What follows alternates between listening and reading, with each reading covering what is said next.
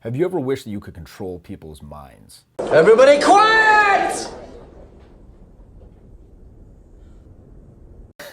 That's like the creepiest superpower there is, right? Mind control. But let's rephrase that. Have you ever wished that you could consistently shift people's perceptions in your favor, let's just say? So imagine you're walking into a negotiation room to finalize some business deal. There's millions of dollars at stake, and internally, you're very nervous, right? Knees are weak, your palms are sweaty, mom's spaghetti, all that. But externally, you seem very relaxed and sure of yourself. Or maybe you're on a first date, and this is somebody that you're really excited to go out with, and you want to project confidence. But you know there's also a fine line between being assertive and then on the other hand, being a little bit too much, right? Being kind of overbearing. So these situations, they might seem very different, but they got one thing in common. They involve persuasion and frame control. Now, frame control, it's a vital element of socializing and the social skill set, so to speak. And if you master it, it can radically change the way that you interact with the world. It can change how you're perceived by other people. And most importantly, it can affect how successful you're going to be at getting what you want, whether it's landing that business deal, making that good first impression, or winning over that special someone on your romantic date. Frame control is your key to opening doors that you didn't think were possible. In other words, it's the key to doing the stuff that's only possible in the movies. When you meet someone for the first time, getting them to like you, hell, even getting them to trust you, that's not really even that hard. That's just the first step in persuasion. Like I said, it's relatively easy to make a good first impression, to have people think, oh, okay, this guy's cool, like on the surface. But to actually have true influence, it goes far beyond that. To persuade somebody to actually take an action on your behalf, whether that's going somewhere with you, making a significant decision, becoming your client, et cetera, to do that, you've got to instill a strong desire in them. They're going to be like, okay, look, I like this guy, he's fine, I trust him, but are they going to take action? Are they going to take out their credit card, et cetera? This is where frame control comes into play.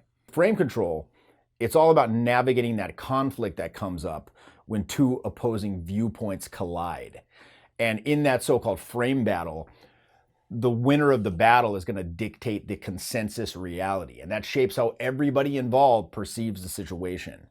If you cannot establish that your ideas or your convictions or your proposals are rock solid and furthermore actually beneficial for the other person, then your attempts at persuasion are going to fall flat, right? The sad trombone plays and womp womp, you lose. But with a strong frame and a grasp of effective tactics and strategies and all that stuff, if you put those two things together, then persuasion becomes a very, very potent force. At that point, it's like your game's on steroids. You know, back when I started all this stuff, we had all these little tactics and gambits and strategies, but we didn't have the underlying frame to go with it. And so it works sometimes, but not all the time. But if you get that frame first and then you add in that strategy, boom. When you got that strong frame, you don't need to justify your authority or explain it. The strength of the frame speaks for itself, and other people are going to instinctively recognize that and just snap into it. Just like trying to explain to somebody why they should logically hook up with you is a very, very bad idea that's very unlikely to work. Any attempt to rationalize your authority is just going to weaken your frame. So instead, you've got to embody and demonstrate that authority confidently, and perhaps most importantly, you have to believe it, right? Confidence, nonverbal cues are going to play a crucial role here. And all these are going to stem from your body language, your tone of voice, your overall demeanor, how you carry yourself, right? Maintaining eye contact, using assertive gestures, projecting a strong presence. All of these things reinforce your frame. When all those nonverbals and the subcommunications are lining up with your words, that solidifies that impression of authority and that frame that you want to convey. In the realm of socializing, having the ability to recognize and master different frames is going to significantly impact your results when you're out. And several frames that are commonly encountered are going to be the power frame, the prize frame, and the logic frame. Now, the power frame comes up when you run into people who have, let's just say, big egos, or maybe they behave kind of rudely towards you, or they sort of just have a dismissive attitude towards you. Now, breaking this frame, it's surprisingly easier than you might expect, because the people that try to run a power frame on you, typically they don't anticipate that you're going to challenge it. right? Simply through the act of trying to break their frame, you can kind of catch them off guard. Now, when faced with the power frame, the number one thing to remember is to avoid submitting to their demands, doing what they tell you to do or acting deferential to them. Instead, you want to surprise them by coming back at them with like a slightly challenging but not aggressive per se clapback, let's just call it. So the tone that you want to strike here is one of playful defiance and humor, right? Let's just say you don't want to let their attitude affect your confidence. You kind of want to go into this sort of humorous battle of wits. And when you do that, a lot of the time you're going to find them drawn back to your attitude. Because again, people who come at you with the power frame, they very rarely encounter people who try to break it. Now, when I go out, I usually just roll out with a power frame by default, just because I've been doing this for so long. And whenever I meet somebody that actually kind of challenges me back, I'm not annoyed. I'm not like, oh, how dare they try to challenge my power frame? I'm actually pleasantly surprised. I'm like, oh, okay. All right, this is cool. Let's go. So for example, I remember one time I was out in New York, I was on a boot camp and I had a few students and they were talking to a group of people that they just met.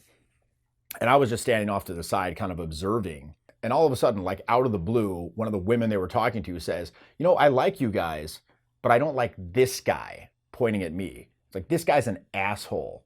I'm like, yo, what the fuck? I wasn't even doing anything. I'm just like sitting here, right? And she's like, you hear me, guy? You're an asshole. And I'm like, oh, cool.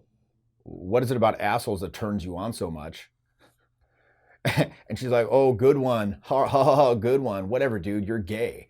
And I look her up and down and I'm like, I mean, I am now. Like after bearing witness to this, I've changed teams. And she's like, whatever, dude, you like it up the ass. I'm like, hey, that doesn't make me gay. And she's like, who the fuck are you? I'm like, who the fuck are you? We get up in each other's grill.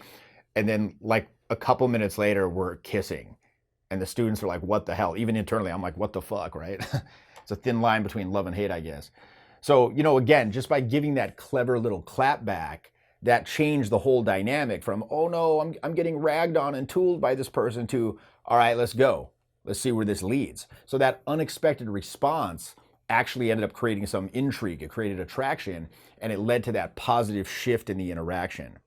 Now, one thing to remember when you're dealing with congruence tests or so-called shit tests of any sort, no matter what they're saying to you, is to avoid getting involved in a logical battle, right? If they go, oh, I don't like what you said, that was inappropriate.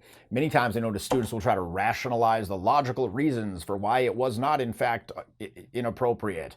Like I didn't mean it like that. Here's the reasons why. I was just joking, and here's the reasons.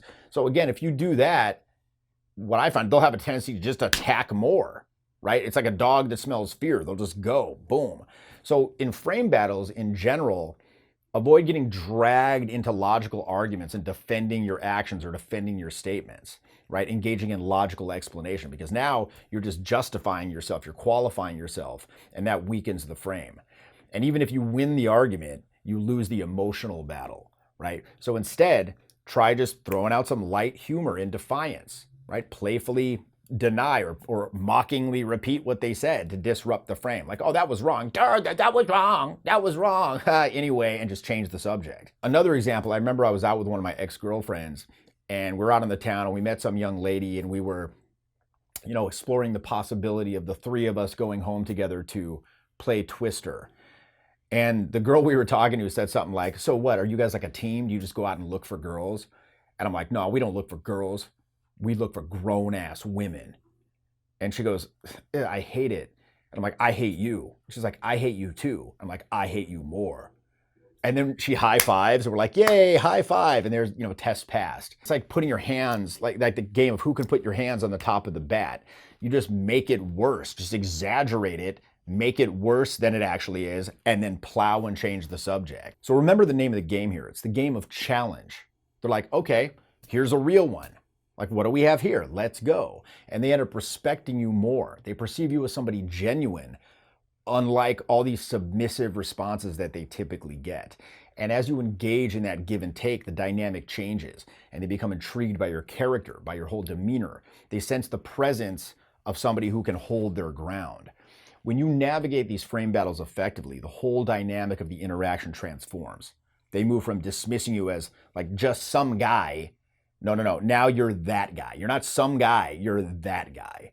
Another fascinating aspect of frame control is what's called the prize frame.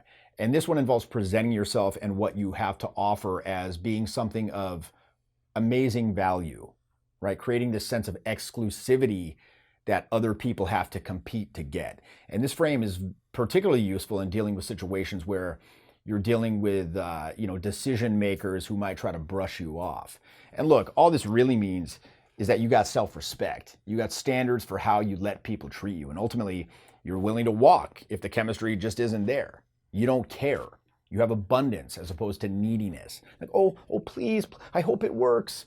I hope it works. And again, neediness is perhaps the most unattractive characteristic of all. Anything that creates like a sense of pressure or weight or gravity or conveying that what's going on here is a big deal, all of that tends to just push people away. It just dumps cold water on the vibe. It just kills any sort of interest or attraction that's there. So just like in negotiation, if you're not willing to walk away from the deal, you're putting yourself at a disadvantage right off the bat. So it's essential that you maintain this air of studied indifference, I like to call it, right? Every person that I know that's good at this stuff, they just have that air of nonchalance that says, this isn't a big deal, right? They're projecting a sprezzatura, if you will, this effortless lack of concern. And having this studied indifference while simultaneously expressing your intention to pursue the relationship or pursue the deal, again, that juxtaposition, it might seem kind of paradoxical and hard to wrap your head around at first, but once you hit that groove and find that sweet spot, it becomes a very, very powerful tool in framing yourself as a desirable and intriguing person that they want to get to know, right? Again, learning to hit that tone, that studied indifference, is kind of like a knack. So what's a knack? Like snapping your fingers or whistling, right? Think about when you're a kid trying to learn how to whistle. You're like, how do I do it? And Mom, how do I whistle? And your parents might be like, oh, you do this. You put your tongue in your lips and you blow the air. And you're just trying to do it. You're trying to do it. You're like, and you can't do it. And then suddenly you're like, oh shit, that was it. You finally get it. And once you actually get it, now you can do it forever, right? So when you hit that nonchalant yet still striving sweet Goldilocks zone, sweet spot, you're like, oh, yep, that's it. Again, it'll just make perfect sense to you. It's like the clouds part. You're like, yeah, this is the vibe.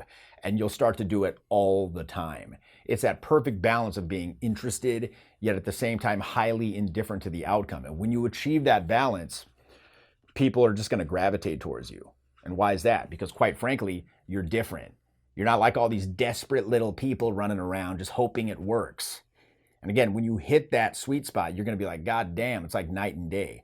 So the key to mastering the prize frame lies in presenting yourself in a way that communicates that you're cooler than them, for lack of a better term. And again, that doesn't mean that you're superior to them, but rather you just care less about impressing people or trying to please people. You're just comfortable in your own skin, and you're genuinely enjoying the interaction and the process of getting to know them. You're not like rushing in all over eager, like, come on, do you wanna, please, oh my God, please.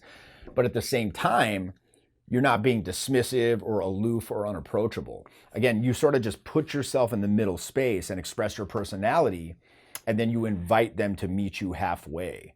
So it's a collaborative as opposed to a competitive vibe. And that creates a sense of partnership, a sense of mutual exploration that ultimately lends itself to a much more compelling connection. In my experience, it's typically going to be a better outcome, like a far, far better outcome. So to give an analogy, I told a student the other day, I said, imagine if Margot Robbie was at the bar, like some highly attractive, famous person. And you started talking to her and she said, hey, I really like you. I want you to come home with me tonight. You'd probably be down for that, right? And he's like, yeah, totally. I'm like, okay, well, now let's add a stipulation. What if you also had to go out to the airport to fly out in a couple hours? Are you going to be like, oh, I'm sorry, Margot Robbie, I can't go with you. I got to fly out in a couple hours. Would you do that? Like, no, you'd fucking cancel the flight. You're like, I'm getting the next flight. I'll deal with the fallout later. So when you master the prize frame, it's not going to matter that their friends want them to go get pizza, or they got to fly out in a couple hours, or they got to work in the morning, or whatever. When you've got that prize frame dialed in, none of that shit is going to matter. They're going to be like, oh, I got to work in the morning. Oh, guess I'm going to be tired, right? They're like, oh, my friends want me to go with them for the pizza. Nope, sorry, I'm going with this guy. So that's creating that strong desire in them. That's persuasion, and that's what frame control can do. You've got to embrace that idea that ultimately you're only meant for specific people or specific clients or specific audiences who have certain qualities and certain interests. So that's why you want to make people qualify themselves to you. And in doing so, you want to highlight the traits or the characteristics that actually interest you. Again, you're trying to find that chemistry. If I'm out on a given night, I might have to talk to 10 people before I find somebody that I actually have strong chemistry with. But look, I can do that. It's no skin off my back to talk to 10 people because, again, I'm not putting emotional weight on the interactions that don't work out. That shit means nothing to me. It's not some big story about who I am. Oh, what does it all mean about me? It's like, look, not everybody likes me. Boo-hoo, right? It's like, I know that I'm for some, not for others. So a big part of the fun of the night for me is just going out and talking to a lot of people so I can find the one that I have that chemistry with. So the prize frame, it's not just some gimmick, right? It should reflect authentic qualities that you're looking for in your connections, right? Do they share my sense of humor? Do they share my outlook? Do they share my opinions on certain things, et cetera, et cetera? Now, with the prize frame, there's a couple of mistakes that you want to avoid. And the top one is, number one, is throwing out trial closes that sort of reek of desperation. So imagine you're out on a date and you're like, oh, so how's it going so far? What do you think? Is it going good so far? Right? This gives off a really needy vibe, and it can kind of turn the proceeding sour, for lack of a better term. It can kind of push them away, right? That neediness bubbles up when you want something that only the other person can provide you, like whether it's money, a job, the romantic relationship, the apartment, whatever that is. So the solution to eradicating neediness is cultivating a mindset of wanting nothing from the other person. And of course, that's a lot easier said than done, right? But it's crucial to focus on your strengths and the value that you're bringing to the table. So do you understand the value proposition for the other person? Do you know that? Like, I'll ask students, why would it be a good idea for this other person to hook up with you or become your client? And I ask them at point blank, and a lot of them are just like, I don't know. If you don't know, how the hell are they supposed to know? When you put in the work to develop a true core confidence, and we teach you many such practices on my mentoring, this lets you project a sense of scarcity on their part. So in other words, they feel like they need to work with you as opposed to vice versa. Now, another subtle neediness eradicator is just in the middle of a conversation, like announcing your intention or willingness to leave. And what this move consists of is basically strategically inserting trial pushes, right? Like the opposite of a trial close, a trial push. Like saying, if I'm talking to somebody and they don't respond perfectly to something that I said, I'll be like, oh, sorry, I don't want to ruin your night. Do you want me to leave? Right? And the key here is the tonality and delivery. The correct approach is giving self-assuredness, not insecurity. It's not like, do you want me to leave? I don't want to ruin your night. Right? Like this kind of butthurt tonality. It's like, oh, shit, sorry, I don't want to ruin your night. I don't want to bother you. Do you want me to leave? I can just fuck off. And if you do it right, they're going to be like, no, we'll tell you if we want you to leave. When done correctly, what that does, you're kind of spiking curiosity on their part. They might even work harder to keep you engaged. Another example, I remember I was talking to somebody once and kind of out of left field, she goes, I've been talking to you for the last 10 minutes. And I'm like, oh, thank you. Thank you so much for talking to me. I'm such a fucking loser. I can't get anyone to talk to me. What a wonderful blessing. How magnanimous of you. Anyway, and just change the subject. So the idea here is to embody abundance and basically an attitude that says you're happy with or without them. Again, it's that delicate balance of showing interest while simultaneously demonstrating you're not reliant on their acceptance or their approval. So that process of getting rid of neediness, it requires inner work. It requires self-awareness, recognizing and ultimately addressing the root causes of neediness, like fear of rejection, validation seeking, et cetera, et cetera. And when you do that, that can lead to some pretty big leaps in your self-development. I mean, it did for me. And as you become more secure in your abilities, that neediness will sort of just kind of disappear into the mist, if you will. And as I said, this type of work, it's a foundational component of my mentoring program. So now let's talk about navigating the logic frame. Logic frame comes into play when the other person starts to get kind of overly fixated on logical details. Now, have you ever noticed that sometimes in conversations, if you don't take the lead and you let the other person kind of lead the conversation, they'll very often veer off into those interview style logical questions. Now, they're not necessarily trying to kill the vibe. I mean, frankly, I think it's because most people just aren't amazing, sparkling conversationalists. So most people, if you let them have the reins, they're going to default to just chit-chat mode. But of course, indulging in that analytical frame, going down that road, it can be pretty detrimental, especially if you're trying to create attraction and build connections. And why is that? Well, it kills that pizzazz. It kills the excitement. Attraction cannot coexist with purely logical discussion. Logic pushes it out. Whether it's personal or a business interaction, doesn't matter. Getting bogged down in logical discussion and like all the banal little details can overshadow the relational aspect. And this leads to a lack of emotional engagement. Now, on the other hand, though, if you ignore the analytical stuff entirely, that can come across as, you're maybe dismissive or maybe you're trying to hide something, right? Like I had a student once who was talking to somebody and they really hit it off and she really liked him. And she's like, so what do you do for a living? And this guy was a surgeon, and I guess he didn't want to qualify himself. So he's like, oh, I work at McDonald's, right? And she's like, okay, very funny, but really, what do you do? It's like, I'm the fry cook at McDonald's. And she kind of rolls her eyes. She's like, oh, hardy har har. But no, seriously, what do you do? It's like, McDonald's. He just kept fucking saying McDonald's. And then finally, she's like, look, I like you, dude, okay? Just tell me what you do. Just tell me what you do. And if you say McDonald's again, I'm leaving. Owen and I were standing off to the side watching, and the guy literally turns towards us, and it's like trollface.jpg, and he gives like a sly little wink to us before he turns back to the girl, and he's like, McDonald's? And she's like, dude, fuck you. And she just storms off, right? And this guy, he was like happy about it. I'm like, dude, no. Like, no, that's not a good outcome.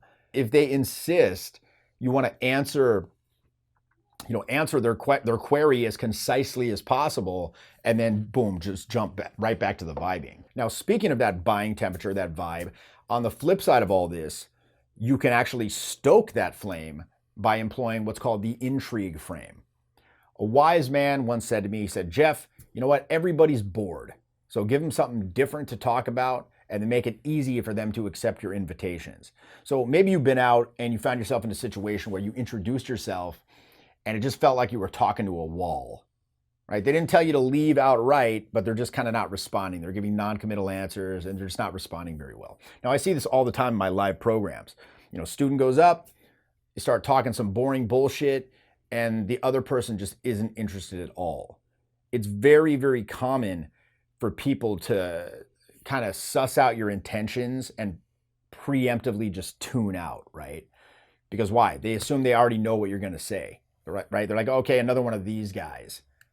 Nobody takes a meeting about something they already understand. So the second they figure it out, they're going to be like, oh, great, another one of these fucking morons. They're like, okay, I understand what this is. And so they're fucking done. So the challenge lies in sort of breaking through this preconceived notion that they have of you when you go up and actually capturing their interest, capturing their attention. So this is where the so-called intrigue frame comes into play. And the key here is you want to infuse your communication with emotion and create this sort of compelling vertical vibe, right? While generally avoiding logic, at least at first, at least in the initial stages of the interaction. So one effective strategy here is to use the old 90-10 rule. Now, what's the 90-10 rule? Well, when you first introduce yourself to somebody, until you reach that so-called social hook point where the other person actually finds you interesting, like they go from thinking, who is this person? Why are they talking to me? To, okay, this person's cool. Let's keep talking to them.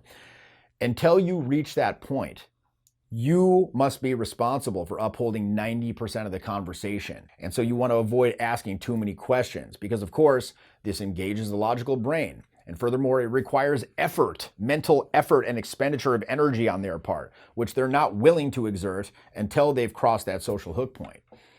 I always tell students, no fucking questions tonight. Like, do not ask any fucking questions, at least at the very beginning. Instead, if you feel the impulse to ask a question, change it to a statement or change it to a command to maintain that air of confidence, to maintain that air of intrigue. So for example, instead of asking them, oh, where are you from? You might say, you know what? You look like you're from the East Coast. I can tell by your all black attire and your cynical demeanor, right? And then they might be like, no, I'm actually da da da da da. You're going to get the information, but without asking the question. So that subtle change in tonality, it adds that little sheen of self-assuredness. And it also creates a less needy sort of downward inflection in your tonality, right? You're like, you know, tell me where you're from. Or you look like you're from Canada, like neutral to downward, as opposed to that questioning tonality that goes up, like, where are you from? What do you do? And that can actually end up sounding like you're sort of seeking rapport with them. Now, with every single one of these frames, it's important to remember that if you're going to pull them off, it requires a rock solid commitment. You got to fully believe in it. And you got to stick to the frame, even in the face of skepticism or pushback from the other party. Any signs of like wavering or weakness, they can and probably will exploit that, and you're not going to be as successful. It takes a lot of experience to develop the confidence and the conviction that's required to establish and maintain a strong frame. So whatever frame you want to set, you got to commit to it 100%. If you believe in it, other people are likely to believe in it as well. And that confidence becomes contagious. It sort of draws them into your world. And it really lets you showcase the value that you're offering. And the frame, it becomes a solid foundation for the entire interaction as you lead it towards the outcome that you want. However, it's important to strike a balance between committing to the frame and being persistent with it, but also being flexible. You want to be open to a shifting dynamic if it comes up, and be willing to, you know, change up your approach if it's required. And when you do that, that's going to ensure that your frame actually remains relevant throughout the interaction, because it shows that you have emotional intelligence. It shows that you've got an attunement to their subjective experience, and you're not just some oblivious person that's blithely saying things thinking they're awesome and not picking up on social cues. And ultimately, by doing this, you can create a stronger connection. They're like, oh shit, this person actually has social intelligence. They're paying attention to what I'm giving them. So one example of this is recognizing when it's time to back off of that broken power frame antagonism dynamic, for example. You know, you got this little back and forth where you've been kind of taking these little jabs at each other, but then it's important to be like, okay, we're past that now. And then you get off of that faux antagonism before it becomes real antagonism, right? You're like, okay, cool, we've settled that, now we're friends and we can move forward. So we covered a lot of ground about frame control here today, but it really is just one crucial aspect of social skills. And that's why I devote an entire week to it on my mentoring program. You know, watching a video, that's one thing, but mastering these skills in real life, that's something else. It's not going to be some one-size-fits-all type of thing. You got to adapt, you got to mold these techniques to your personality, your environment, and ultimately to your specific goals. And so I'm inviting you to join me on my 8-week charisma mentoring program. This is a very small, intimate, exclusive group of action takers who all want to take this stuff to a very, very high level. And on this program, I personally work with you twice a week to figure out your strengths, figure out your areas for improvement. I'll show you exactly what you need to exercise and show you how to do it. I give you practical, real strategies that actually work in the real world to enhance your persuasive power, to build up your frame control skills, and ultimately help you become the person that you want to be. So if you're ready to completely revolutionize the way you communicate, you can hit that link in the description below and join me on the mentor. This has been Jeffy, and I'll see you next time. Out of all the teachers that I've seen, and this isn't bullshit, Jeff's was the only one that was actually concrete, tangible, and to the point. The others had a lot of like inner game material that was subjective and people perhaps couldn't relate to, but everyone can actually relate to the tangible points that I saw today. Even me, I could relate. So I learned something, which is very rare.